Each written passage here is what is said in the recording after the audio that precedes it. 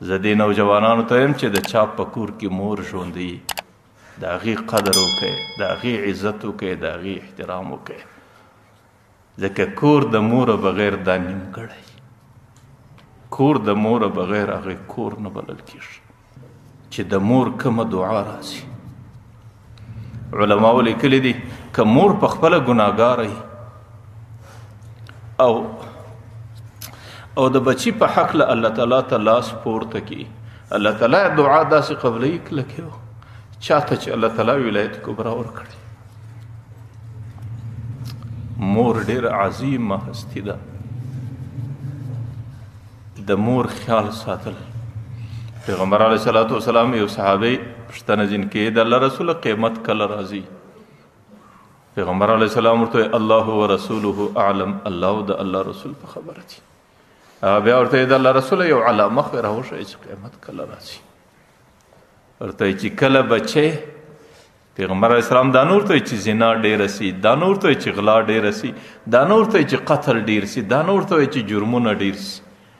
ورته چې کله بچی مور و پلار ته د خادم په نظر باندې وګوري، ان تلد الامة ربتها، چې د مور حیثیت د مینځې سو او د بچی حیثیت د مالک سو، او چې بچی را ننوځي ظالم د مور ته مورې تا زما دپاره څه برابر کړي دي، او بچی د مور ته مورې تا زما کالي ولې نه دی استری کړي، بچی د مور ته مورې تا زما پلانکی خدمت ولې نه دی کړی. نو دی وخت کې دا بچی نه دی، دا بچی درنده دی، دا بچی انسان نه دی، دا انسان حیوان دی.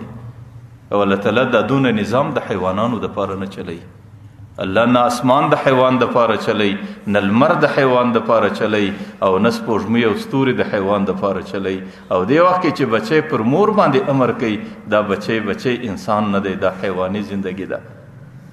او حیواني زندگی دپاره الله تعالی نظام نه چلی، الله تعالی دستی قیامت برپا کوي. بس دا د قیامت نښانه او علامه ده. زه دا درته یم چې مور ډېر عظیم مخلوق دی. الجنة تحت اقدام الامهات، چې د مور در پښو ځان لاندې نه کې، در هغې وخته پورې پر انسان باندې جنت حرام وي.